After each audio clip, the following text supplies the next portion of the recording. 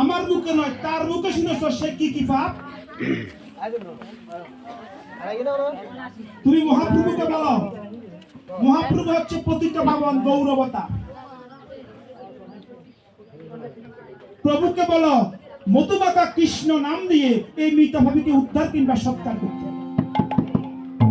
বলছে প্রভু আসবে, তোমরা সবাই মিলে আর একটু নাম সংকীর্তন করো। এবার নদিয়া নগরী আর নিত্যানন্দ সবাই বলে নাম সংকীর্তন আরম্ভ করেছে। হরে কৃষ্ণ কৃষ্ণ কৃষ্ণ হরে হরে।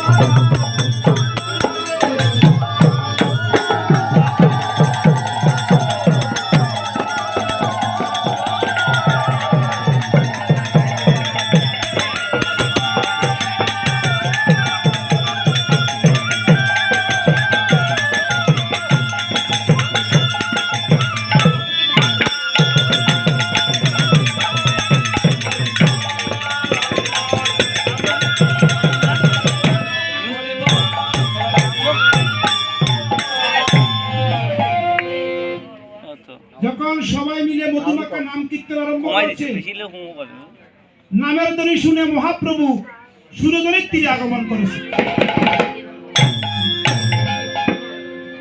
সবাই আনন্দে আত্মহারা।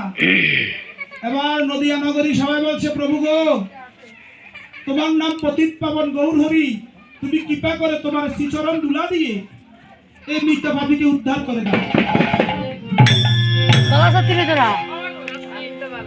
এই বাক্য যখন প্রভু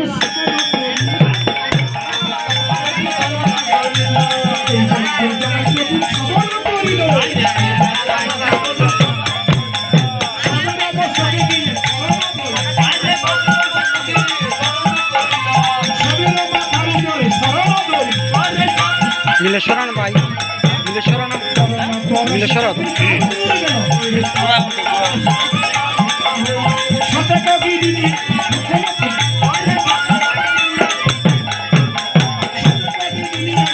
লোকজন কই, লোকজন কই কজন 100 বাড়ি 100 গুণ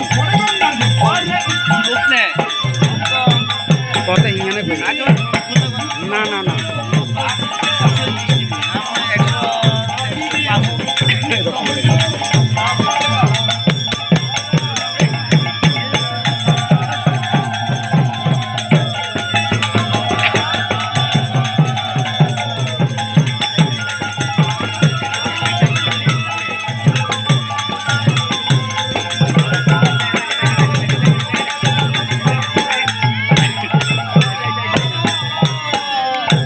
বকছেন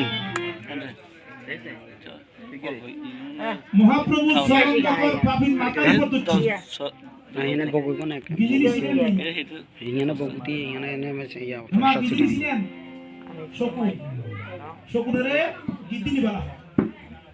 গিদ্দিনি এসে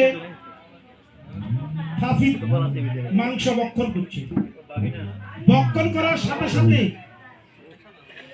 বৈকুণ্ঠে চলে গেছে। পাপীকে উদ্ধার করে গৌরাঙ্গ মহাপ্রভু নিমাই, রামানন্দ রায়, হরিদাস ভক্তবৃন্দ সঙ্গে করে সুরদরের তীরে তীরে ওরে হেঁটে হেঁটে যা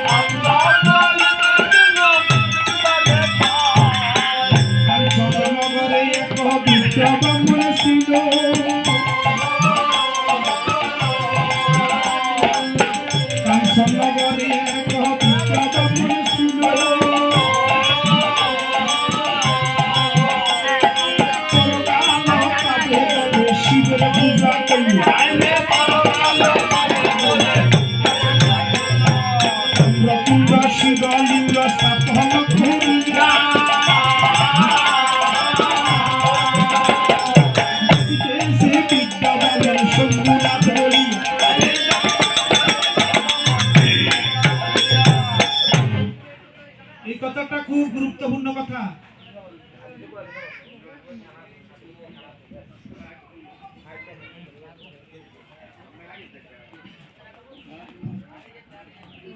হরে কৃষ্ণ। কাঞ্চন নগরে একজন বৃদ্ধ ব্রাহ্মণ, হরি হরি হরি বারোটা কথা বলল নিয়ে গেলে বসেন কথা বলল না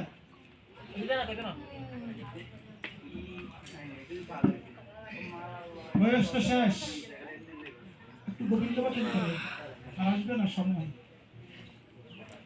আগে থেকেই বলছি, সাধু সঙ্গে বসে কথা বলছে, ওদের মৃত্যুর পরে শুক্র ধুনিতে প্রবেশ করছি। কারো কথা থাকলে আড়ালে চলে যান, কোনো সমস্যা নেই। ভক্তের 100 ভক্ত দরকার নাই, 1 কোটির ভিতরে একজন। গীতার পাতা লেখা আছে 1 কোটির ভিতরে একজন আমাকে পাওয়ার চেষ্টা করে, আর 1 কোটির ভিতরে একজন আমাকে প্রাপ্ত হয়।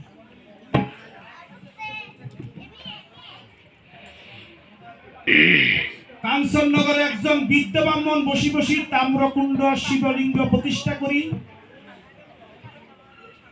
মহাদেবের সাধন করতেছে। এই দৃশ্যটা মহাপ্রভু দর্শন করছে। দর্শন করি হরিদাসকে বলছে, হরিদাস তুমি যাও কাঞ্চননগরে, ওনাকে জিজ্ঞাসা করো উনি কি করতেছে। হরিদাস কাঞ্চননগরে গিয়ে বৃদ্ধ ব্রাহ্মণকে জিজ্ঞাসা করছে, আপনার সম্মুখে দেখা যায় একটা তাম্রকুণ্ড আর একটা শিবের লিঙ্গ, আপনি কি করতেছেন?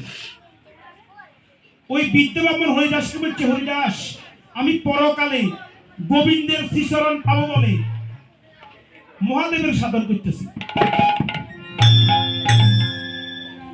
হরিদাস বলছে, আপনি ভুল করছেন। মহাদেবের হাতে শক্তির ক্ষমতা, মুক্তির ক্ষমতা নাই। লক্ষ্মীর হাতে ধন সম্পদের ক্ষমতা, মুক্তির ক্ষমতা।